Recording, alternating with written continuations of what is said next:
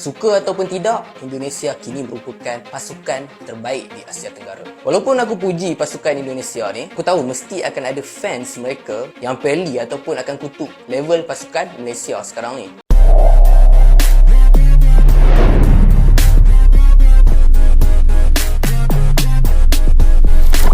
Saya benar-benar tidak menyangka ya, ada sosok dari Malaysia yang rela datang jauh-jauh hanya untuk mendukung langsung timnas Indonesia di GBK. Dan yang terjadi di sana, China dibungkam 1-0 dan stadion penuh sorakan Garuda. Yang bikin luar biasa tu fans Indonesia, semangat mereka hingga ada duanya. Sampai gue sendiri jadi emotional, respect. Sekarang abang ngerti kenapa pemain timnas selalu main sepenuh hati. Abang enjoy banget lihat dia main, memang pemain yang berkualitas.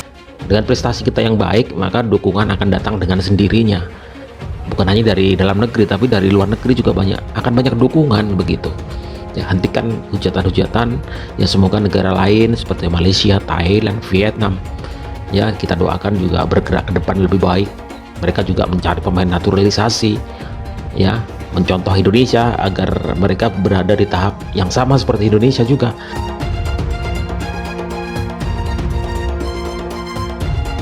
Timnas Indonesia mencetak sejarah baru dengan memastikan diri lolos ke putaran keempat kualifikasi Piala Dunia Zona Asia usai kemenangan dramatis atas Cina dengan skor 1-0.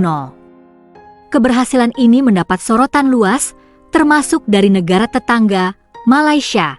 Salah satu pengamat sepak bola ternama Malaysia mengaku iri melihat pencapaian skuad Garuda yang dinilainya sebagai kebangkitan besar sepak bola ASEAN. Indonesia sudah selangkah lebih maju. Kami harus akui, mereka saat ini tim terkuat di ASEAN. Dari infrastruktur, pembinaan usia dini, sampai kebijakan naturalisasi mereka sangat tepat sasaran, katanya. Ia juga menyarankan agar Federasi Sepak Bola Malaysia meniru langkah-langkah strategis PSSI dalam membangun tim nasional. Menurutnya, Malaysia tidak bisa terus mengandalkan pendekatan lama tanpa inovasi. Sudah saatnya FAM belajar dari Indonesia. Mereka berani mengambil keputusan besar dari memilih pelatih yang tepat, memberi ruang pemain muda, hingga memperkuat tim dengan naturalisasi pemain diaspora yang benar-benar punya kualitas. Tambahnya, ia menyoroti bagaimana Indonesia berhasil memadukan pemain muda lokal dengan pemain naturalisasi seperti Jai Izzes dan Ula Romeni, menciptakan tim yang solid dan kompetitif. Di sisi lain, Ketua Umum PSSI Erick Thohir menyampaikan bahwa ini baru permulaan dan perjuangan belum selesai. Kami bersyukur dan bangga atas kemenangan ini, tapi perjalanan masih panjang. Kita akan tetap fokus untuk lolos ke Piala Dunia 2026, ujar Erick kepada awak media usai laga. Keberhasilan Indonesia ini menjadi penanda era baru sepak bola nasional dan memberi harapan besar bagi jutaan pecinta sepak bola tanah air.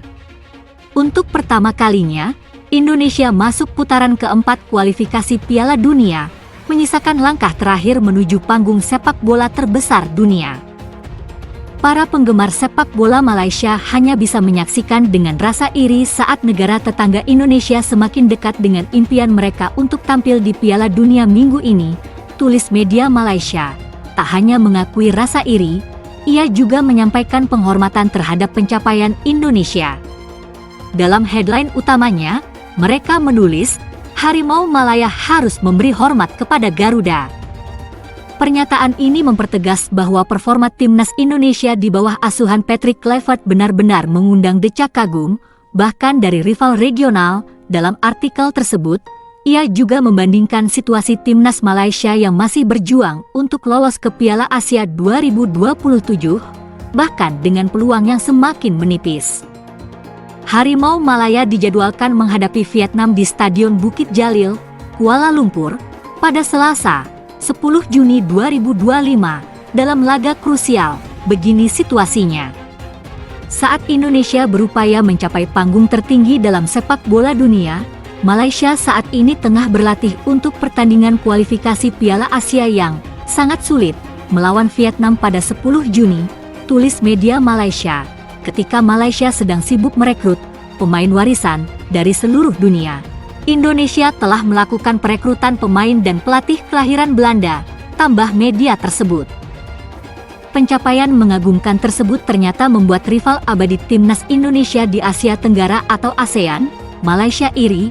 Hal ini diungkapkan oleh media asal Malaysia, New Straits Times dalam artikel terbarunya yang tayang pada Jumat, 6 Mei 2025.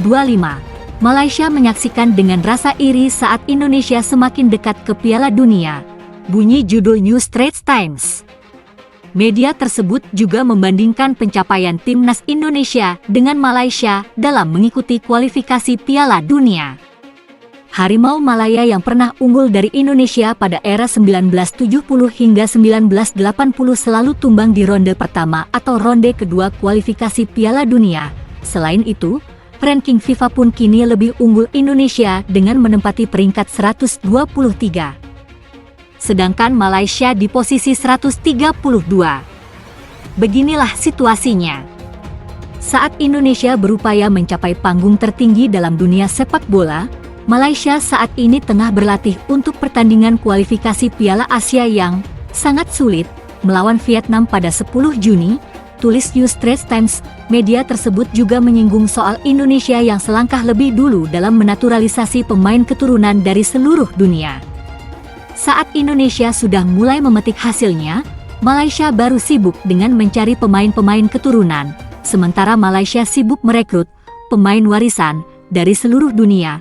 Mereka yang memiliki hubungan leluhur dengan Malaysia, Indonesia telah melakukan upaya perekrutan pemain dan pelatih kelahiran Belanda dari bekas penjajah mereka. Tulis New Straits Times.